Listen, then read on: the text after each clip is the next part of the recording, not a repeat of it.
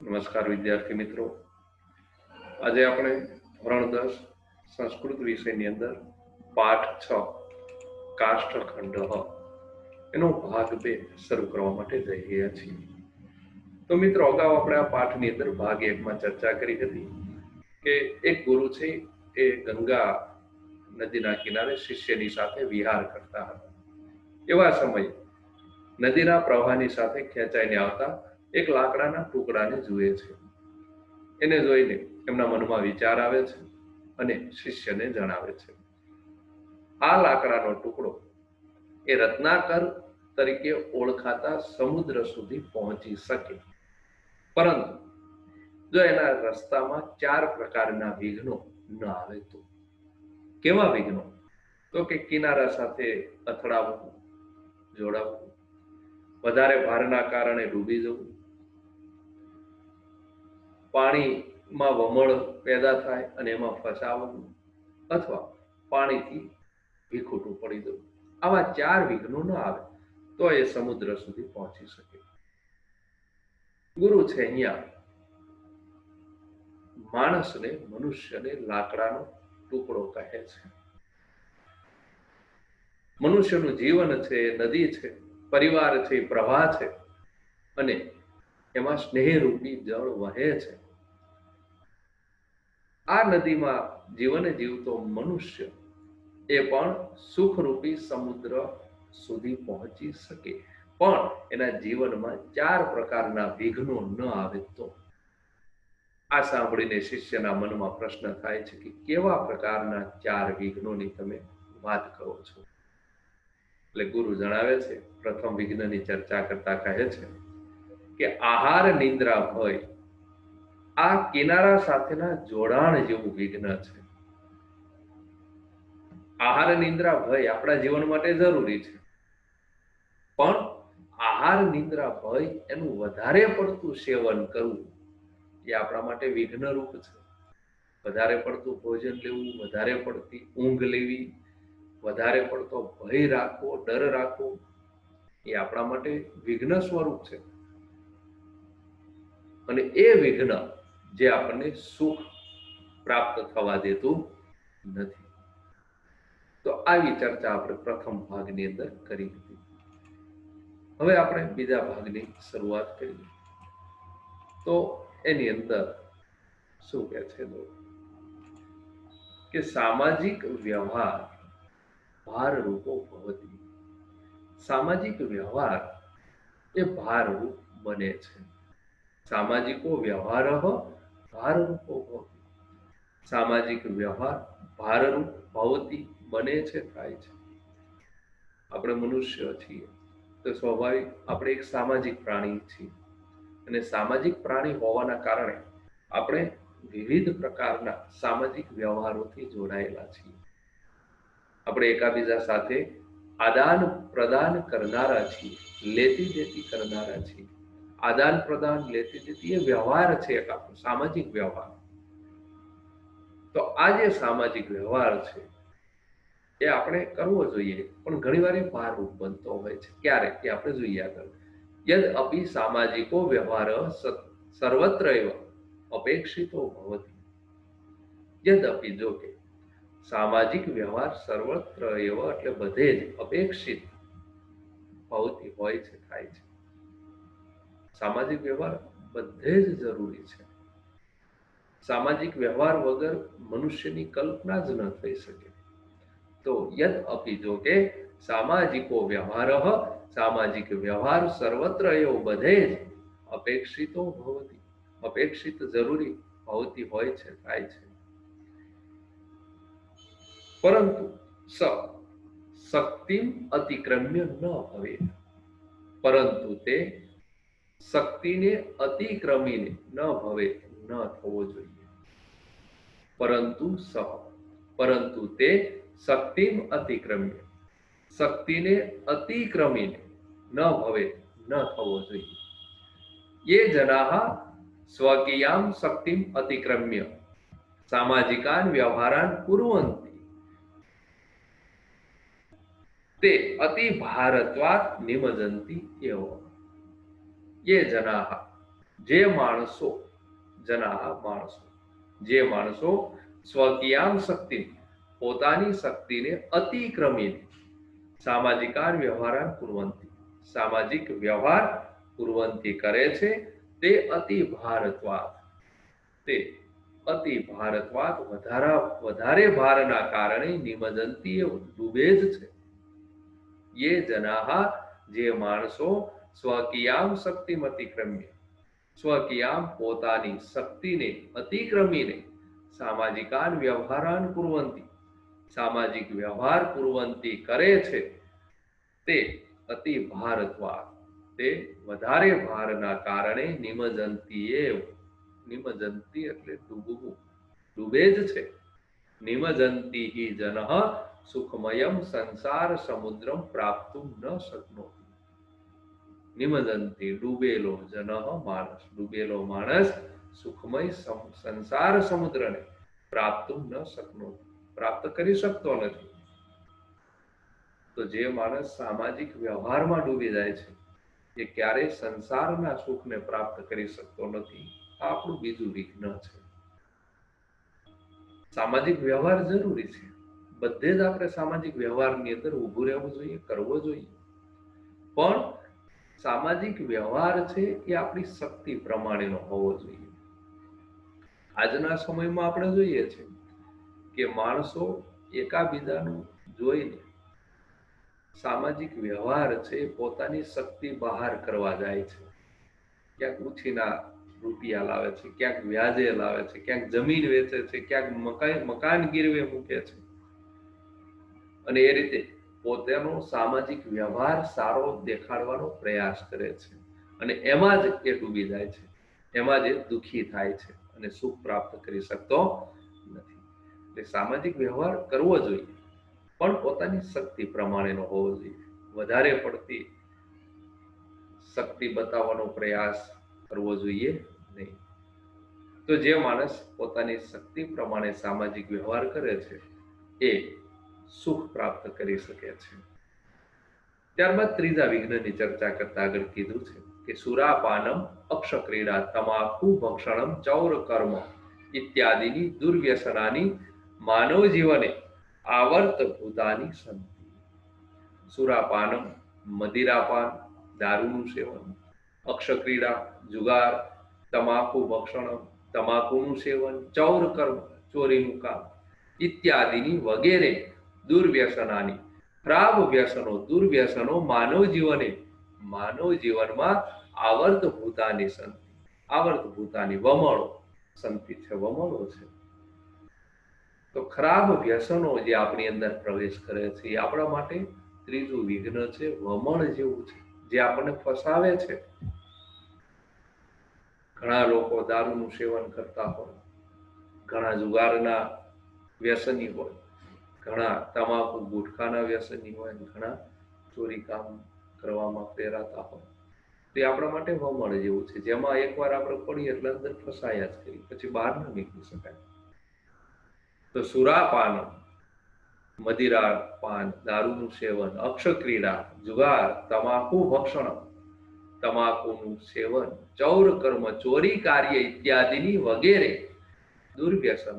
દુર્વ્યસનો ખરાબ વ્યસનો માનવ જીવને માણસના જીવનમાં આવર્તભૂતાની સંતિ એટલે વમળો છે. એસુ પતિતો જનઃ બહિઃ આગંતુમ ન શક્નોતિ. એસુ એમાં પતિતો એટલે પડેલો, એમાં પડેલો જનઃ માણસ બહિ બહાર આગંતુમ ન શક્નોતિ આવી શકતો નથી. એકવાર જે વ્યસનોની અંદર પડ્યો પછી એ દારૂના વ્યસનમાં હોય, તમાકુ ગુટખાના વ્યસનમાં હોય, જુગારના વ્યસનમાં હોય કે કોઈ પણ પ્રકારનું વ્યસન, એકવાર માણસ એ લત પકડી પછી એમાંથી ક્યારેય બહાર નીકળી શકતો નથી. એસુ પતિતો જનઃ એમાં પડેલો જનઃ માણસ બહિ આગંતુમ ન શક્નોતિ બહાર આવી શકતો નથી. અતઃ તત્ર પતનમ એવ ન ભવેત તાદૃશઃ પ્રયત્ન સતતમ કરણીયો ભવતિ. અતઃ આથી તત્ર પતનમ એવ ન ભવે, તેમાં તેમાં પતનમ એવ પડવાનું ન ભવે, ન થાય. તાદ્રશ પ્રયત્ન, તાદ્રશ તેવો પ્રયત્ન સતત કરણીયો ભવતી, કરવો જોઈએ. એટલા માટે આપણે વ્યસનમાં પડીએ જ નહીં એવો પ્રયત્ન આપણે સતત કરવો જોઈએ. અતઃ આથી તત્ર પતનમ એવ, તેમાં પતનમ એવ પડીએ જ નહીં, ન હોય, પડીએ જ નહીં. તાદ્રશ પ્રયત્ન, તેવો પ્રયત્ન સતતમ કરણીયો ભવતી, સતત કરવો જોઈએ. યે જનાઃ વ્યસનેષુ પતિતાઃ સંતિ તે તરંતઃ અપી એકસ્મિન સ્થાને પરિતઃ ભ્રમંતિ. યે જનાઃ, જે જનાઃ માણસો, જે માણસો વ્યસનેષુ પતિતાઃ, વ્યસનોમાં પતિતાઃ સંતિ પડે છે, તે તરંતઃ અપી, તરતા હોવા છતાં પણ એકસ્મિન સ્થાને, એક સ્થાને પરિતઃ ભ્રમંતિ, પરિતઃ ચારેય બાજુ ભ્રમંતિ ભયમાં કરે છે. ને જે માણસ વ્યસનમાં પડ્યો પછી એને એમ લાગે હું તો ભાઈ આગળ વધી રહ્યો છું, મારામાં બહુ તાકાત આવી રહી છે, બહુ સ્ફૂર્તિ આવી રહી છે, હું તો બહુ આગળ વધી રહ્યો છું, એવું એને લાગે. પણ ખરેખર એ જ્યાં છે ત્યાં ભયમાં કરતો હોય છે. યે જનાઃ, જે લોકો વ્યસનેષુ પતિતાઃ સંતિ, વ્યસનોમાં પતિતાઃ સંતિ પડે છે, તે તરંતઃ અપી, તરતો હોવા છતાં પણ એકસ્મિન સ્થાને, એક સ્થાને પરિતઃ ચારેય બાજુ ભ્રમંતિ ભયમાં કરે છે. તેષામ પ્રગતિ બાધિતા ભવતી, તેષામ પ્રગતિ, તેમની પ્રગતિમાં બાધિતા ભવતી, બાધા ભવતી થાય છે, તેમની પ્રગતિમાં બાધા ઉત્પન્ન થાય છે વ્યસનોથી, એ પ્રગતિ કરી શકતો નથી. તેષામ પ્રગતિ, તેમની પ્રગતિમાં બાધિતા ભવતી, બાધા થાય છે. તતઃ તે સુખાદિ રૂપામ સંસાર સમુદ્રમ પ્રાપ્તુમ ન અર્હતિ. તતઃ તેથી તે સુખાદિ રૂપામ, સુખરૂપી સંસાર સમુદ્રને પ્રાપ્ત કરવા ન અર્હતિ, યોગ્ય નથી. એટલે વ્યસનોમાં પડેલો માણસ છે સંસારના સુખને પ્રાપ્ત કરવા માટે યોગ્ય હોતો નથી. તતઃ તેથી તે સુખાદિ રૂપામ, સુખરૂપી સંસાર સમુદ્રને પ્રાપ્ત કરવા માટે ન અર્હતિ, યોગ્ય નથી. તો આ આપણું ત્રીજું વિઘ્ન, વ્યસનો. જે વ્યસનો છે એ આપણને ક્યારેય સુખ આપતા નથી. વ્યસનો હંમેશા દુઃખ આપે છે. આપણે જોઈએ છીએ ઘણા માણસો ઘણા બધા પ્રકારમાં વ્યસનોમાં ફસાયેલા હોય છે.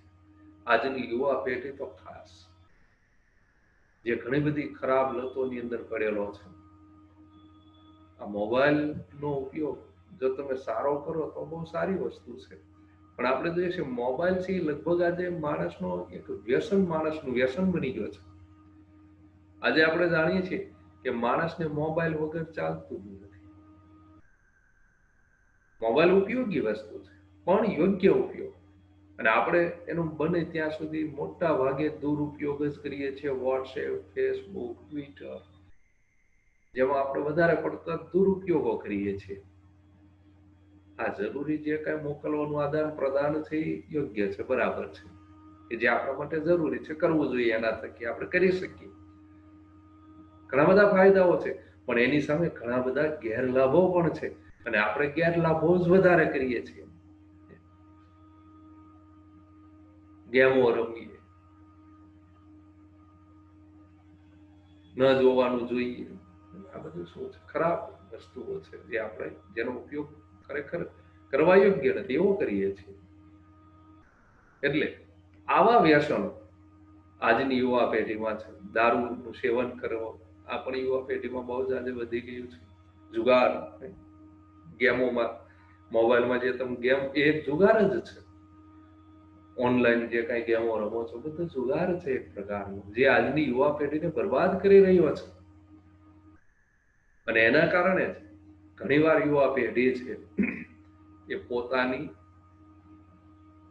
પૂર્તતા કરવા માટે થઈને પોતે જે કાંઈ ઘરેથી પ્રાપ્ત નથી કરી શકતો, જે પૈસા નથી મેળવી શકતો, તો એ ક્યારેક ચોરીના કામમાં પણ પડતો હોય છે. અને વધારે પડતા મોબાઈલના ઉપયોગના કારણે માનસિક તણાવમાં આવવાના કારણે એ તમાકુ, ગુટખા જેવી લતો તરફ પણ વળે છે. એટલે આવા વ્યસનો જો આપણે પકડી લઈશું તો એનાથી આપણને દુઃખ જ પ્રાપ્ત થશે, ક્યારેય સુખ નહીં મળે. થોડી ક્ષણોમાં આપણને લાગશે કે આપણે બહુ સારું કરી રહ્યા છીએ, પણ ખરેખર એ આપણને ક્યારેય સુખ નહીં આપે. એટલે વ્યસનોથી દૂર રહેવું જોઈએ. એ ત્રીજું વિઘ્ન છે આપણા જીવન. ત્યારબાદ ચોથા વિઘ્નની વાત કરી છે કે પરિવારાત મુખત્વમ એવ નદી જલ વિયોગ સામાન્યતયા પરિવારે નિવસંત એવ વયમ સંસાર સમુદ્રમ પ્રાપ્તુમ સમર્થા ભવામઃ. પરિવારાત મુખત્વમ, પરિવારથી મુખત્વમ અલગ થવું, નદી જલ વિયોગ, એ નદીના જળથી વિખૂટા થવા જેવું છે. ચોથું વિઘ્ન છે. પરિવારથી જુદું થઈ જવું, અલગ થઈ જવું, એ પણ આપણા માટે એક વિઘ્ન છે. પરિવારાત મુખત્વમ, મુખત્વમ મુખ ફેરવવું, અલગ થવું.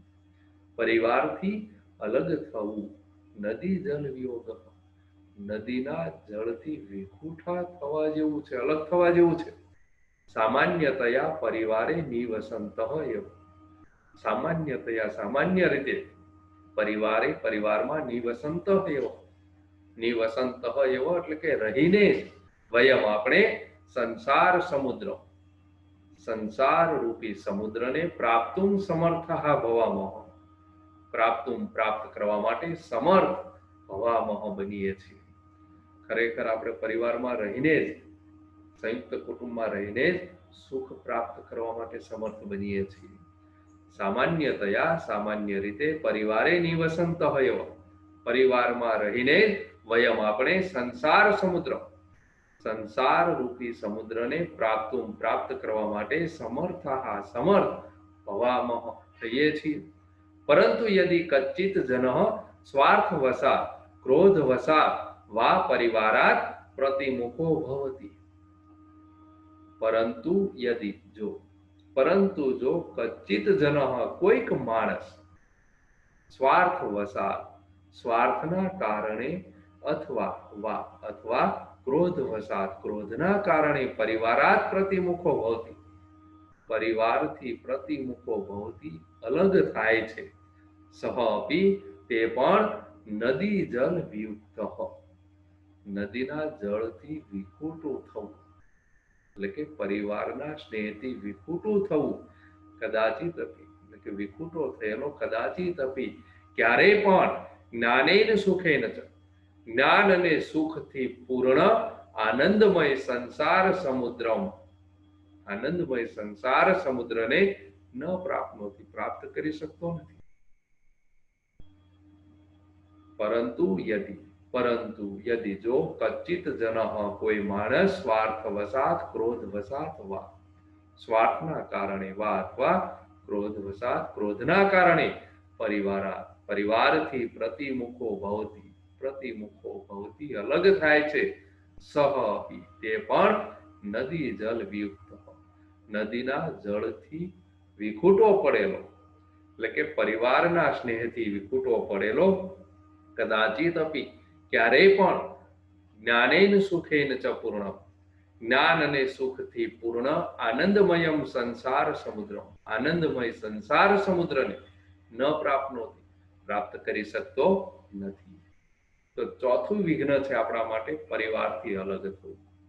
આજે આપણે જોઈએ છીએ કે આજે વિભક્ત કુટુંબો વધારે જોવા મળે છે. એક સમય હતો કે સંયુક્ત કુટુંબ હતા આપણે, અને સંયુક્ત કુટુંબોમાં માણસ છે એકાબીજાના દુઃખ છે એ સહન કરી શકતા હતા અને સુખ મેળવી શકતા હતા. દુઃખ વહેંચાઈ જતું અને સુખ મળતું. આજે તો દુઃખ વહેંચાતું નથી, દુઃખ વધ્યા કરે છે, અલગ અલગ આપણે અલગ થયા એમાં. એટલે પરિવારથી અલગ થવું એ આપણા માટે વિઘ્ન છે.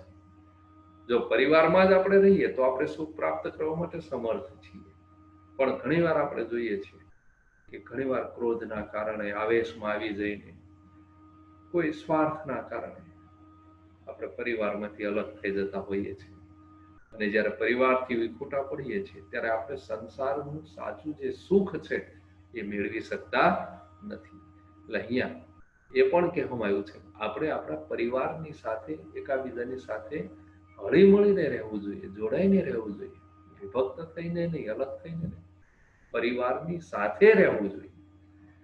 તો આ ચોથું વિઘ્ન આપણું છે. ચતુર્ભ્ય વિઘ્નેભ્ય રક્ષિતાઃ જનાઃ જ્ઞાનેન સુખેન ચ પૂર્ણમ આનંદમયમ સંસાર રૂપમ સમુદ્રમ અવશ્યમ પ્રાપ્નુવન્તિ. તો ચતુર્ભ્ય વિઘ્નેભ્ય, ચાર વિઘ્નોથી રક્ષિતાઃ જનાઃ, રક્ષાયેલા માણસો જ્ઞાનેન સુખેન ચ પૂર્ણ, જ્ઞાન અને સુખથી પૂર્ણ આનંદમય સંસાર રૂપમ સમુદ્રમ, આનંદમય સંસાર રૂપી સમુદ્રને અવશ્ય પ્રાપ્ત કરે છે. તો આ જે ચાર પ્રકારના વિઘ્નો છે કે ભાઈ આહાર, નિદ્રા, ભય જે પ્રમાણસર હોવું જોઈએ તો આપણે સુખ મેળવી શકીએ. પછી વ્યસનોથી આપણે દૂર રહેવું જોઈએ, સામાજિક વ્યવહાર આપણી શક્તિ પ્રમાણેનો હોવો જોઈએ અને પરિવારની સાથે હળી મળી રહેવું જોઈએ. ચાર પ્રકારના જે વિઘ્નો છે એ આપણામાં ન આવે તો આપણે સુખ પ્રાપ્ત કરી શકીએ. ચતુર્ભ્ય વિઘ્નેભ્ય, ચાર વિઘ્નોથી રક્ષિતાઃ જનાઃ, રક્ષાયેલા માણસો, જ્ઞાનેન સુખેન ચ પૂર્ણ, જ્ઞાન અને સુખથી પૂર્ણ આનંદમયમ સંસાર રૂપમ સમુદ્રમ, આનંદમય સંસાર રૂપી સમુદ્રને અવશ્યમ પ્રાપ્નુવન્તિ, અવશ્ય પ્રાપ્ત કરે છે. તો મિત્રો, આ પાઠ 6 નો બીજો ભાગ અહીંયા આપણે સમજ્યા. અહીંયા એના શબ્દાર્થો આપવામાં આવ્યા છે. તો પહેલા ભાગમાં જે મેં શબ્દાર્થ અને ભાષાંતર તમને નોટમાં તૈયાર કરવાનું કીધું હતું એ લખાઈ ગયા પછી આ બીજા ભાગના શબ્દાર્થ તમારે નોટમાં લખવાના છે અને શબ્દાર્થ લખાયો પછી આ એનું ભાષાંતર તમારે નોટમાં લખવાનું છે અને તૈયાર પણ કરી નાખવાનું. તો દરેક મિત્રોને પાઠ સારી રીતે સમજાયો છે એવી હું અપેક્ષા રાખું છું. ખૂબ ખૂબ આભાર. ધન્યવાદ.